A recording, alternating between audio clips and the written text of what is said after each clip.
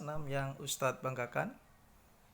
Baik, Bismillahirrahmanirrahim. Assalamualaikum warahmatullahi wabarakatuh. Pada pagi hari ini kita akan belajar kemuhammadiyaan atau KMD anak-anakku semuanya, yaitu tentang bab 2 mengenal tokoh Muhammadiyah.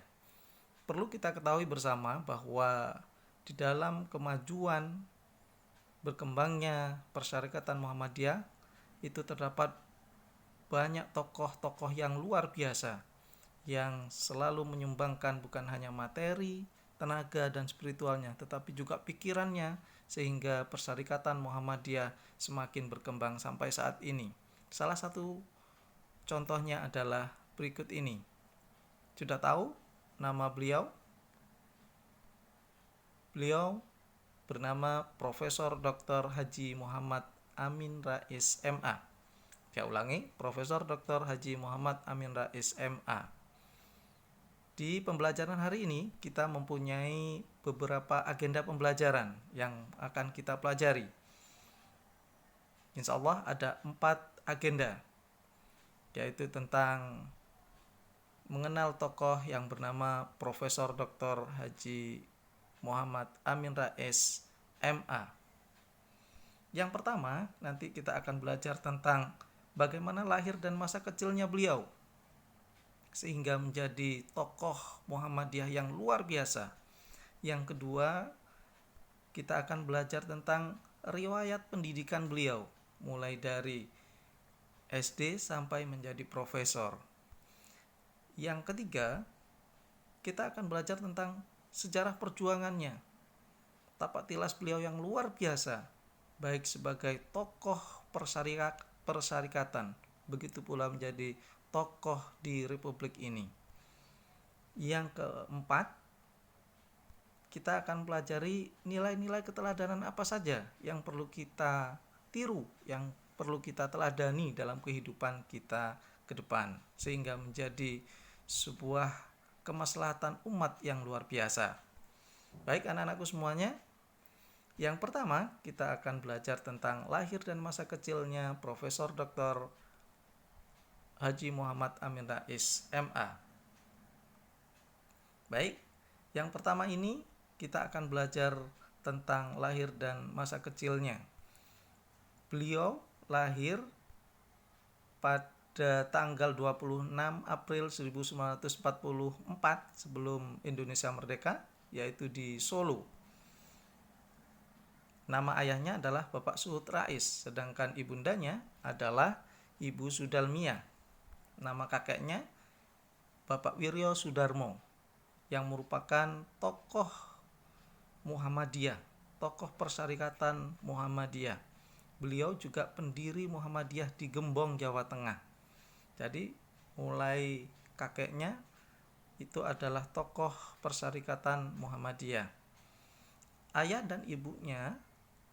dan ibunda dari Profesor Amin Rais adalah seorang guru, anak-anakku.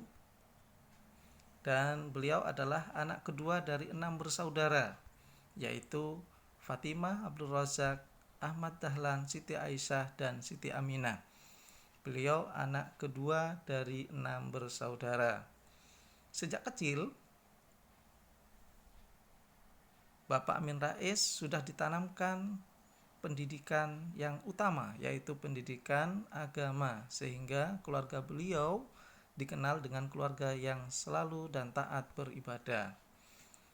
Karena totalitas yang luar biasa, Ibunda Sudalmia di Jawa Tengah pada waktu itu mendapat gelar yang luar biasa, yaitu Ibu Teladan se-Jawa Tengah pada tahun 1985. Untuk selanjutnya kita belajar tentang kisah kecilnya. Bagaimana kisah kecilnya Profesor Dr. Haji Muhammad Amin Rais MA? Nah, beliau Amin Rais sejak kecil sudah terbiasa bangun sebelum subuh, yaitu pagi jam 4, ya. Dan ibundanya menyuruh untuk setiap kali pagi bangun, Amin Rais menyampaikan as-sholatu khairum minan naum dengan keras. Dan suara itu terdengar oleh keluarganya termasuk ibunya. Dan Ibunda Sudalmia memberikan bonus 50 sen bagi putra-putrinya yang bangunnya tepat waktu, termasuk Bapak Amin Rais. Amin Rais kecil selalu bangun tepat waktu sehingga dia sering mendapatkan bonus 50 sen. Dan itu setiap kali mendapatkan, beliau masukkan dalam sebuah celengan dan dibuka untuk membeli baju lebaran di waktu lebaran. Pesan ibunya yang menjadi semangat dalam hidupnya Bapak Amin Rais adalah hakikat hidup itu adalah ibadah. Sehingga semua aktivitas kehidupannya bernilai ibadah. Cita-cita dari Amin Rais kecil adalah ingin menjadi wali kota karena beliau kagum dan sangat ngefan ya dengan wali kota Solo pada waktu itu, yaitu Bapak Muhammad Soleh.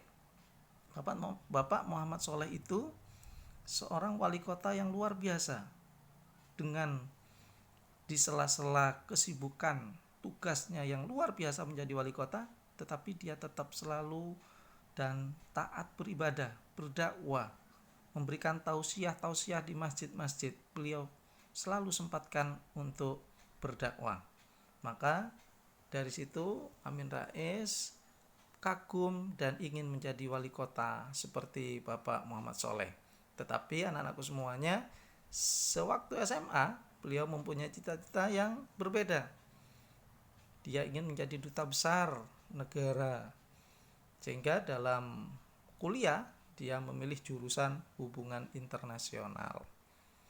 Baik, anak-anakku semuanya, inilah biografi kurikulum vitae dari Bapak Profesor Dr. Haji Muhammad Amin Rais MA.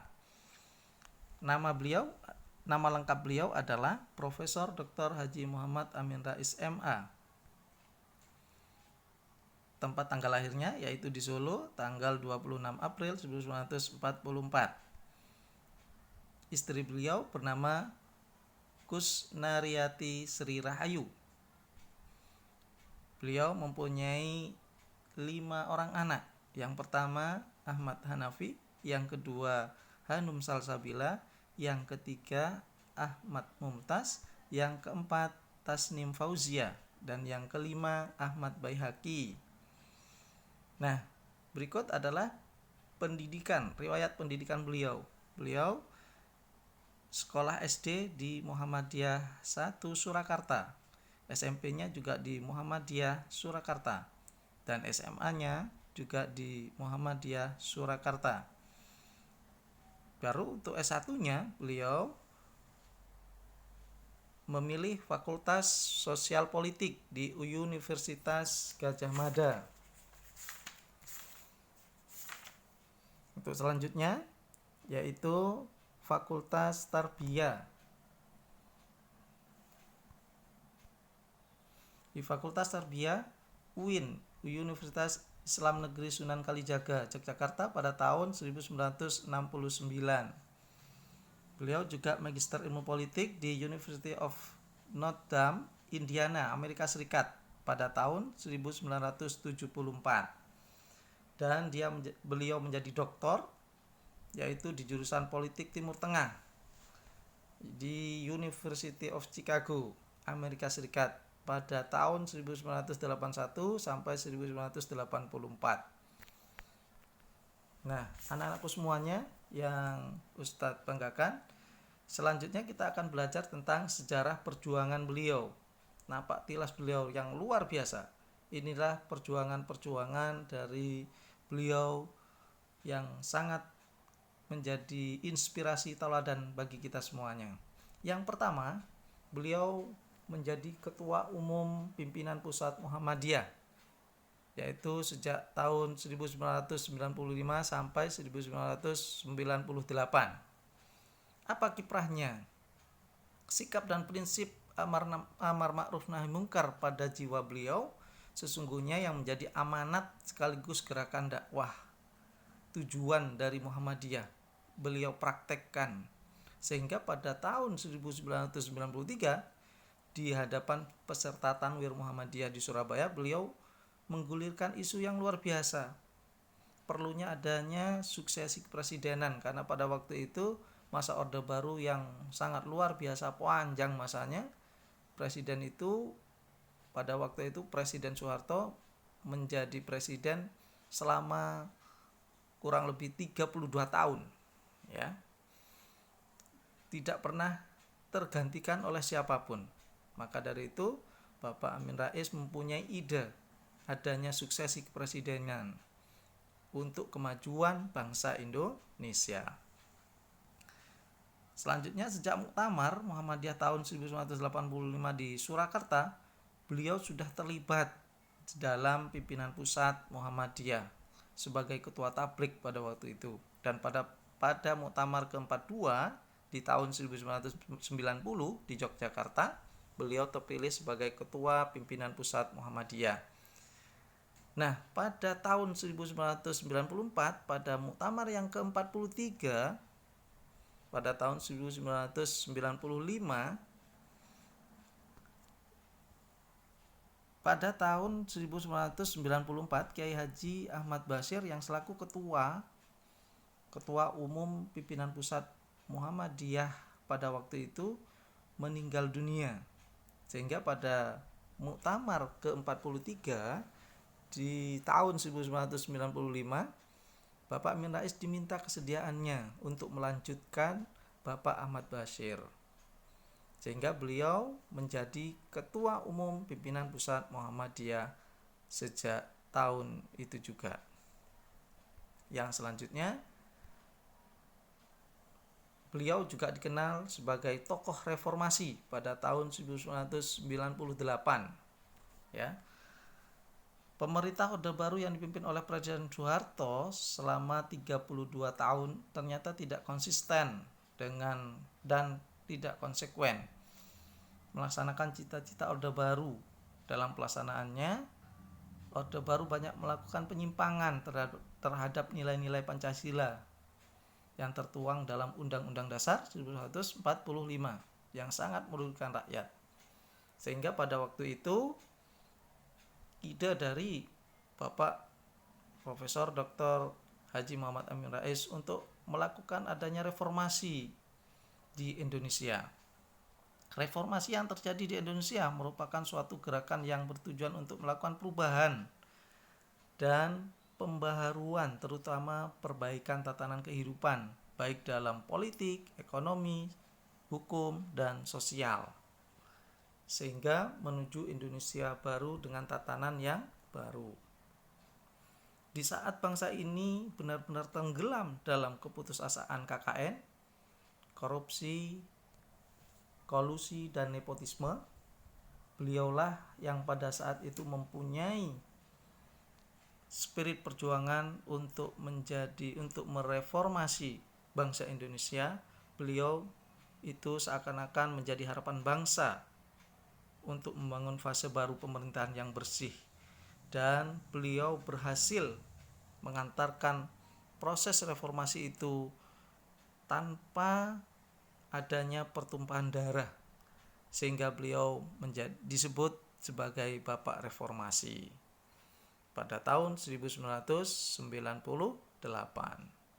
Yang selanjutnya, selain beliau menjadi ketua pimpinan pusat, menjadi Bapak Reformasi, yang selanjutnya beliau juga berkiprah dalam negara, yaitu menjadi Ketua MPR Republik Indonesia, Majelis Permusyawaratan Rakyat Republik Indonesia pada tahun 1999 sampai tahun 2000.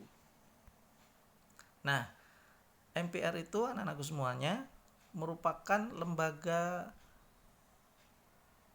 tinggi negara yang memiliki kekuasaan sangat besar. MPR terbentuk pada tahun 1959 di bawah pimpinan pada waktu itu Presiden Soekarno.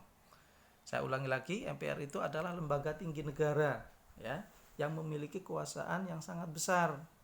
MPR terbentuk pada tahun 1959 di bawah pemerintahan pada waktu itu Presiden Soekarno.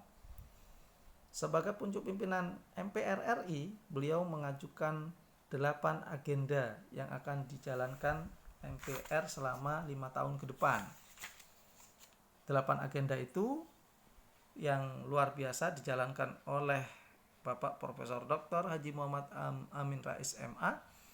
Yang pertama, membentuk kelompok kerja yang bertugas mengamandemen konstitusi yang telah dibuat dan digunakan sejak tahun 1945. Yang kedua, merumuskan susunan dan kedudukan MPR. Ya, merumuskan susunan dan kedudukan MPR karena merupakan lembaga tinggi negara.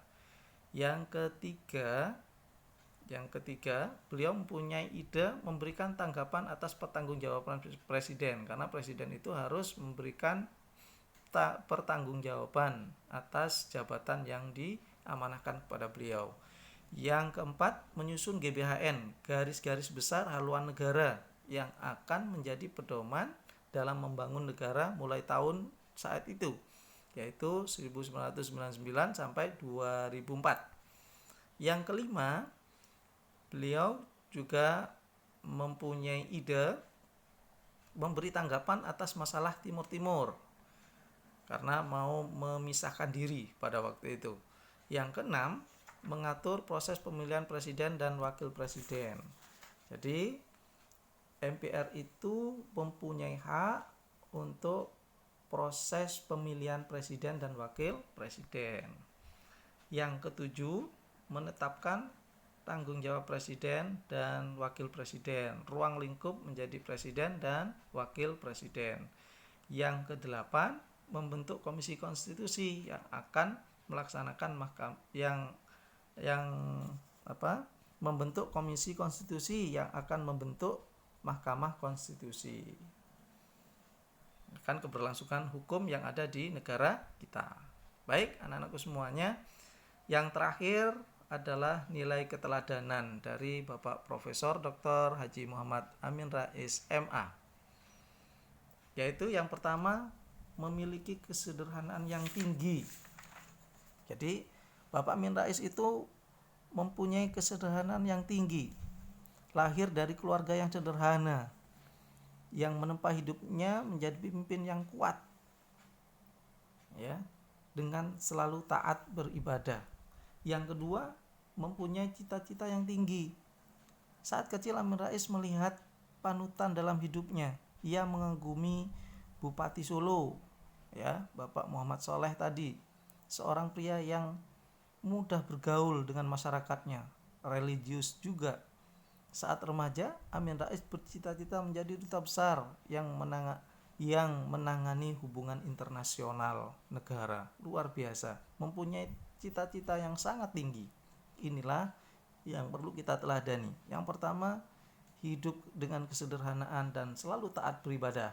Yang kedua, memiliki cita-cita yang sangat tinggi. Nah, apakah kita juga seperti itu? Yang ketiga, mempunyai keberanian yang kuat di dalam dakwah amar ma'ruf nahi mungkar. Terbukti juga beliau menjadi penggerak lokomotif gerakan reformasi yang tadi disampaikan, ya, sehingga disebut sebagai Bapak Reformasi. Beliau juga mendirikan partai di negara kita, salah satu partai di negara kita, yaitu Partai Amanat Nasional. Itu yang mendirikan adalah Bapak Amin Rais. Yang keempat, memiliki ilmu agama dan intelektual yang sangat tinggi. Luar biasa, dengan ilmu dan intelektualnya, dengan agamanya yang sangat luar biasa, Bapak Amin Rais dapat merubah dan menjadi tokoh Persyarikatan Muhammadiyah serta menjadi Bapak reformasi di negara kita. Sehingga dia sanggup memberikan persoalan-persoalan umat dan bangsa. Yang terbukti Bapak Amin Rais terpilih menjadi ketua pimpinan pusat, ya, pimpinan pusat Muhammadiyah dan ketua Majelis Permusyawaratan Rakyat Republik Indonesia atau MPR. Anak-anakku semuanya, itulah sejarah dari sejak kecil sampai beliau menjadi seorang tokoh di Muhammadiyah dan bangsa. Maka dari itu perlu kita teladani beberapa nilai teladan tadi. Baik anak-anakku semuanya, itu saja yang dapat Ustadz sampaikan. Mudah-mudahan selalu dan semangat dalam belajar dan juga bermanfaat dalam kehidupan kita. Amin ya rabbal alamin. Wassalamualaikum warahmatullahi wabarakatuh.